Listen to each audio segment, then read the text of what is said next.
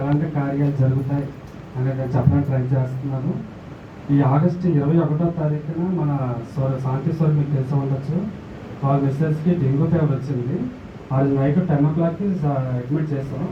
Admit చేసిన తర్వాత నేను 22వ తారీఖున ఆఫ్టర్నూన్ పాస్టర్ గారు ఫోన్ చేశారు. పాస్టర్ గారు ఇలాగ జ్యోత్స్న బాగోలేదు, ప్రార్థన చేయండి అని మాత్రం అన్నాను. ఆయన అప్పుడే బయట నుండి వచ్చి కొంచెం అలసటగా ఉంది, హాస్పిటల్కి వెళ్తా అన్నారు. సరే మేము ఇష్టం అని చెప్పి వదిలేసారు. ఆ రోజు మరి ఇంకా తర్వాత ఫోన్ చేయలేదు. స్వరూప్ ఫోన్ చేశాడు.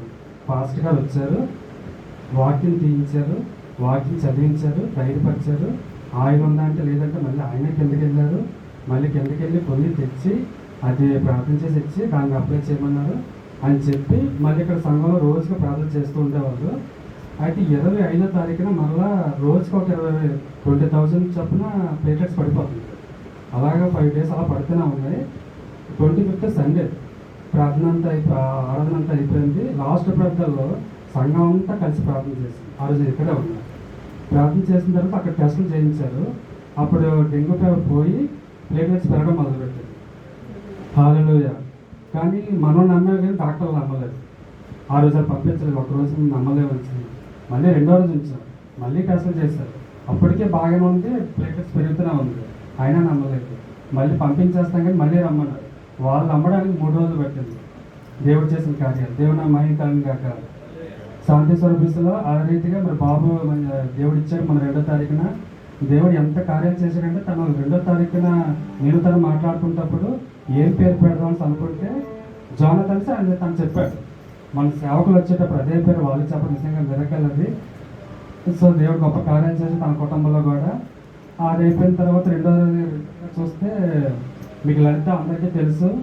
తను 2019లో పెళ్ళైన కానించి 2023 వరకు తన భర్త ఢిల్లీలో ఉంటాడు. తనేమో ఇక్కడ కంచరపల్లిలో ఉండేది.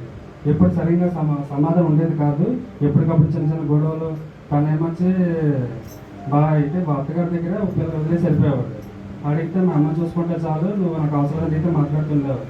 సేవకు ఎప్పటికప్పుడు అడుగుతుండేవారు, ఏంటి రోజు కరెక్ట్ కాదు కదా, భర్త కాడ భార్య ఉండాలి, అడుగుదాం అంటూనే ఉండేవారు, ప్రార్థన చేస్తూనే ఉండేవారు.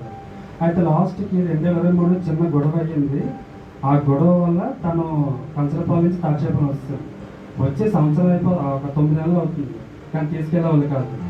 అప్పుడు ఆ ప్రార్థన పాస్టర్ గారు ఒకసారి ప్రవచన ఎవరు చూపించారు అనుకుంటాను, దర్శనం చూపించారు. 2023 నవంబర్లో ఆవిడ చెప్పిన మాట ఏంటంటే, ఇప్పుడు అప్పటికే సంవత్సరం అయిపోతుంది, దగ్గర తాక్షేపం నుంచి కంచరపాలెం తీసుకెళ్తారు.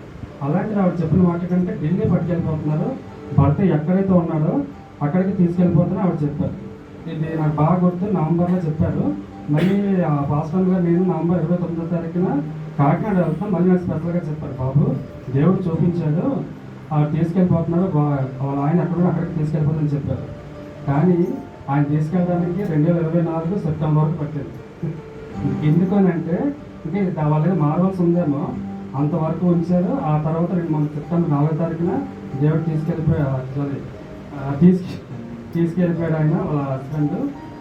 అయితే విషయం ఏంటంటే గొడవ అయిందని చెప్పని చూస్తారు. ఆ గొడవ ఏంటంటే తీలో అల్లం వెళ్ళేదంట. అదే పెద్ద గొడవ. ఆ గొడవలు వచ్చేస్తే సంవత్సరం ఉండాల్సి వచ్చేది. సో 2వది. 3వదిగా నాకు ఈ రోజు చెప్పాలంటే 2 నెలలు అయిపోతుంది నా జాబ్ పోయి.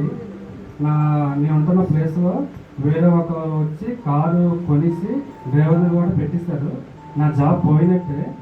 అది 29వ తారీఖు నైట్ నాకు ఇలా జరిగింది తెలిసింది. ఆ డ్రైవర్ కూడా నా దగ్గరకు వచ్చి అడిగాడు, రేపు నుంచి పోయినట్టే నీ జాబ్, నేనే వచ్చి డ్రైవింగ్ చేస్తాను, నా కారు కూడా మారిపోతుంది, మీ ఓనర్కి మేము స్కెచ్ చేస్తాము, మీ వల్ల కాదు అన్నారు. నేను వెంటనే మన సేవకులకు చెప్పాను, మొత్తం అందరికీ ఇన్ఫార్మ్ చేశాను. ఆ మరుసటి రోజు నేను ప్రార్థన చేసుకున్నాను. తల రెడీగా ప్రార్థన చేసే అలవాటు ఉంది. లేచి ప్రార్థన చేసి దేవుడు సేవకుల ద్వారా మాట్లాడాడు, అది నీకే ఇస్తానని చెప్పి. కాకపోతే పోరాడాలని చెప్పాడు. అలా ప్రార్థన చేస్తూనే ఉన్నాను. అంతా అయిపోయింది. వాళ్ళు కారు చూపించుకుని ఓకే అయిపోయిన తర్వాత మళ్ళీ ఎవరైతే మా ఉంటారో సారు ఆయన అడిగాడు అవతల ఆయనకి, నువ్వు కారు పెట్టిస్తావు కదా, నీకు ఏమైనా పర్మిషన్స్ ఉన్నాయని అడిగారు. అనగానే తను సైలెంట్ అయిపోయాడు. నేను చెప్పాను, సార్ ఆయన ఏ పర్మిషన్ లేవు, ఆయన చీటింగ్ చేస్తాడు, వేరే వాళ్ళకి 50,000 ఇస్తాను మాట్లాడి ఆ కారు పెట్టేశాడు, ఇవన్నీ నిజం చెప్తే నాకు కూడా 25,000 ఇస్తాను అన్నాడు. నువ్వు కూడా 25,000 ఇస్తాను సైలెంట్గా ఉండాలి. నేను ఒప్పుకోలేదు. ఆ తర్వాత మా సేవకులు కూడా ఒకసారి ఆ ముందెప్పుడు ₹1,00,000 ఇస్తే మా పేరు మార్చి నేను కూడా బేరాలు ఆడాను. కానీ ఏం జరగలేదు. దేవుడి కార్యాలు మాత్రం జరిగాయి. మళ్ళీ 2 నెలలు ప్రస్తుతానికి 3 సంవత్సరాలు మళ్ళీ మా కారు రన్ అవుతుంది. నేనే డ్రైవర్ కింద దేవుడు నాకు ఉంచాడు. దేవుడు నా మహిమ కలుగును గాక. కానీ నేను చెప్పేది ఏంటంటే మ్యాక్సిమం ప్రార్థన చేయండి. ప్రతి ఒక్కరు ప్రార్థన ద్వారా దేవుడి కార్యాలు జరుగుతాయి. మీరు చాలా సార్లు మన సేవకులు చెప్తూ ఉంటారు, ప్రార్థన చేయండి ప్రార్థన చేయండి. మీరు ఆయన ప్రార్థన చేస్తారో లేదో నాకు చూసారో లేదని తెలియదు. కానీ ఒకసారి నేను ఆయన కాకినాడ వెళ్ళాము. అది నవంబర్ 29ని. నేను ఆయన ఒకే రూమ్లో పడుకోవాల్సి వచ్చింది. అయితే నేను అన్నాను, నేను కింద పడుకుంటానండి అన్నాను. లేదా పక్కనే పడుకో అన్నాను.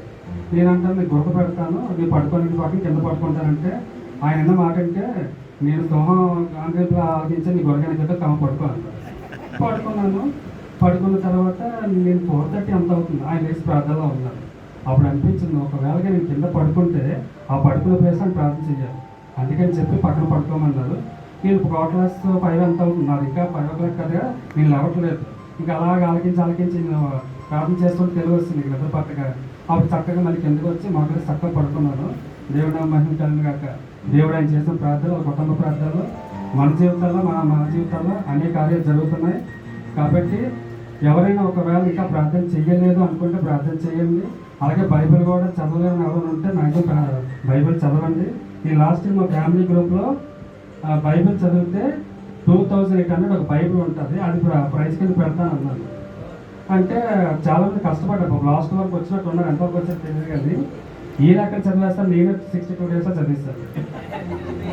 నాకు యాక్చువల్ బైబిల్ చదవడానికి ఫస్ట్ టైం 6 సంవత్సరాలు పెట్టాను. 6 సంవత్సరాలు 6 నెలలు 2 రోజులు పెట్టాను. 2013లో 2 times చదివాను. యాక్చువల్ చదవడం రాదు, తప్పు చదివేస్తాను, మళ్ళీ వెనక్కి వెళ్ళి మళ్ళీ క్లియర్గా చదువుకుంటూ వస్తాను. లాస్ట్ టైం 62 రోజు 62 రోజులు చదివిస్తాను. దేవుడు నా మహిమ కలుగును గాక. కాబట్టి ప్రార్థించండి, బైబిల్ చదవండి, దేవుడి సాక్షిని దీవించను గాక. ఆమేన్.